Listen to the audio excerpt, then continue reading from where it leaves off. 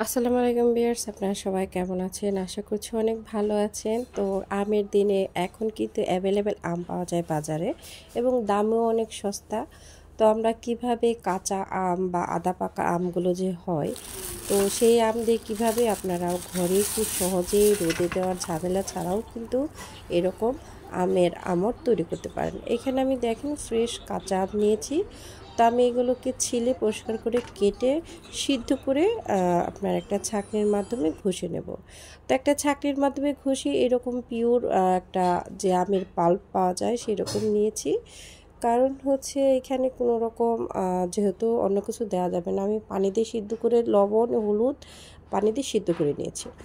তো আপনারা সিদ্ধ করে নিয়ে তারপরে হচ্ছে করবেন। এখানে আমি দিয়ে দিলাম বিট লবণ পরিমাণ মতো। তো আপনারা পরিমাণ মতো বিট লবণ দিয়ে দেবেন।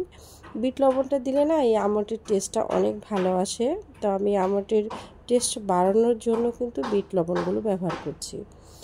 আর বিট লবণের পাশাপাশি দিচ্ছি পরিমাণ মতো চিনি, যেহেতু এটাকে টক ঝাল মিষ্টি একটা টেস্ট রাখবো। তো আমরা চেষ্টা করব সব কিছু ব্যালেন্সটা যেন ঠিক থাকে, একটু দেখে চেখে তারপরে হচ্ছে দেওয়ার চেষ্টা করব। বাসায় কিন্তু এই আমড়টা তৈরি করে রাখতে পারেন, অনেক দিন কিন্তু ঘরেও রাখতে পারেন। তো এখানে আমি যে আপনার মশলাটা দিলাম সেটা হচ্ছে আমের আচারের জন্য যে মশলা করে রেখেছি সেখান থেকে দিলাম পাঁচফোড়ন, তারপরে সব ধরনের শুকনো মরিচ, চিলি ফ্লেক্সের মতো সবই কিন্তু এখানে আছে। তো আমি এখন টেস্ট করে দেখলাম আরও আমি প্রায় চার চামচের মতো দিয়েছি, অর্থাৎ 4 টেবিল চামচের মতো চিনি ব্যবহার করেছি। এখানে আমি 8 থেকে 10টা আম নিয়ে তারপরে এরকম করেছি। তো এখন যেহেতু আম 10, 15, 20 টাকা কেজিও পাওয়া যায়, আপনারা কিন্তু ইচ্ছা করলে এইভাবে বাসায় খুব সহজে আমড় তৈরি করতে পারেন। আমড় তৈরি করা কিন্তু খুবই সহজ। তো খুবই সিম্পল কিছু স্টেপ ফলো করলে কিন্তু বাসায় খুব সহজে আমড় তৈরি করা যায়। তো এইভাবে চুলায় যতটুকু সম্ভব ঘন করবেন, আপনার যতটুকু সম্ভব ঘন করবেন। ঘন করলে কিন্তু শুকাতে খুব একটা সময় লাগে না। আমি এরকম একটা চালনি দিয়ে কিন্তু চেলে তারপরে আমগুলো নিয়েছি, যেন কোনো রকম বেশি পরিমাণে আঁশ যেন না যায়। অনেক আমে অনেক আঁশ থাকে, সেই আঁশটা যতটুকু কম নেওয়া যায় আর কি। তো এইভাবেই কিন্তু খুব সহজেই তৈরি করে ফেলেছি। যারা আমের আমড় পছন্দ করেন বা বাসায় তৈরি খাবার পছন্দ করেন, তারা কিন্তু আমার এই যে ফর্মুলাটা ব্যবহার করে খুব সহজেই তৈরি করতে পারবেন। অনেকে আছেন রোদে দেওয়ার ঝামেলা বা ময়লা পড়ার ভয় থাকে, তো তারা কিন্তু আমি যে টেকনিক দেখাবো সেরকম করলে রান্নাঘরে থাকেই শুকিয়ে যাবে। এখন যেহেতু রোদের তাপ অনেক বেশি, ঘরও অনেক গরম থাকে, তো আমি এরকম একটা প্লেন আপনার স্টিলের প্লেট নিয়েছি, তার প্রতি দিয়েছি একটু সরিষার তেল, যেন পরে আমড়টাকে তুলতে আমার কোনো অসুবিধা না হয়। তো এরকম আমি প্লেটে ছড়িয়ে নিচ্ছি, তারপরে হচ্ছে পাতলা করে দেওয়ার চেষ্টা করবেন। আপনারা যদি ঘন খেতে চান, আমি যে লেয়ারটা দিয়েছি সেই লেয়ারটা শুকানোর পরে আরেকটা লেয়ার দিতে পারবেন। এভাবে 2-3টা লেয়ার দিলে কিন্তু মোটা হয়ে যায়। যেহেতু আমি ঘরে বানাচ্ছি, আমি যেহেতু বিক্রি করব না, তো আমি এর জন্য বেশি মোটা করব না, যেন দ্রুত শুকিয়ে যায়। আমি পরে আপনার রেখে দেব, পছন্দ অনুযায়ী বাচ্চা বা আমরা যাই যে যখনই খাই না কেন খেতে পারবো।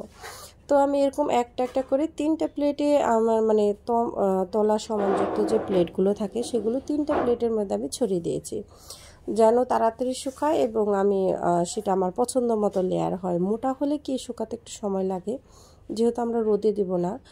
আর যেহেতু যারা ব্যবসা করে তাদের হিসাব কিন্তু অন্য, তারা কিন্তু এত কিছুই করে না, দিয়ে রাখে। আমরা বাইরে রোদে ঢেকে দিতে হবে অনেক কিছু, এর জন্য আমি কিন্তু ঘরে কিভাবে শুকাবো রোদে দেওয়ার ঝামেলা ছাড়া সেই টেকনিকটা কিন্তু দেখাবো। এখন কিন্তু ভরপুর আমের সিজন, বাজারে অ্যাভেলেবেল আম পাওয়া যায়, আপনার ইচ্ছা করলেই কিন্তু খুব সহজেই তৈরি করতে পারেন।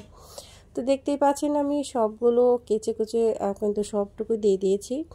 এখন হচ্ছে এই প্লেটটাও আমি পাতলা করে নেব, কারণ হচ্ছে আপনার যত পাতলা হবে তত তাড়াতাড়ি শুকাবে। আর আপনার মিডিয়াম পাতলা রেখেছি যেন শুকালেও কিছু পাওয়া যায়, পলিথিনের মতো জানি না হয়ে যায় আর কি।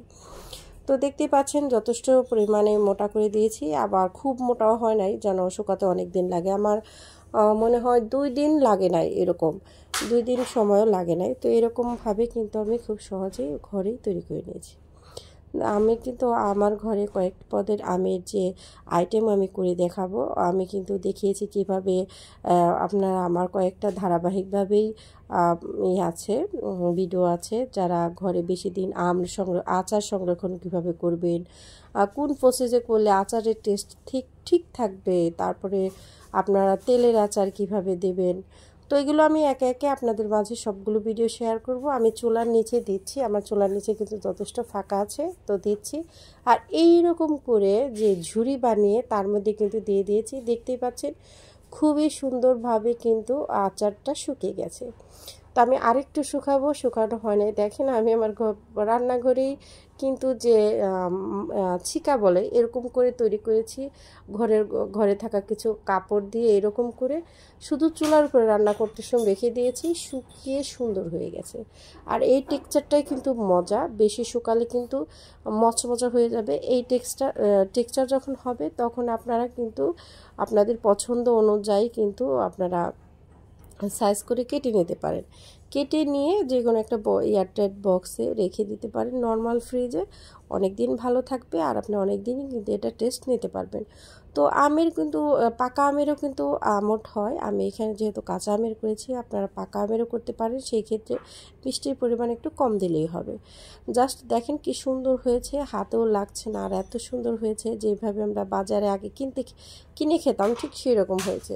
তা আমি আমার আমটের টেক্সচারটা এরকমই রেখেছি। আশা করছি ভিডিওটি আজকে ভালো লাগবে। যদি ভালো লেগে থাকে অবশ্যই আমার চ্যানেলকে সাবস্ক্রাইব করে পাশে থাকা বেল আইকন ক্লিক করে রাখবেন, নোটিফিকেশন আপনাদের মোবাইল চলে যাবে। সবাই ভালো থাকবেন, আল্লাহ হাফেজ।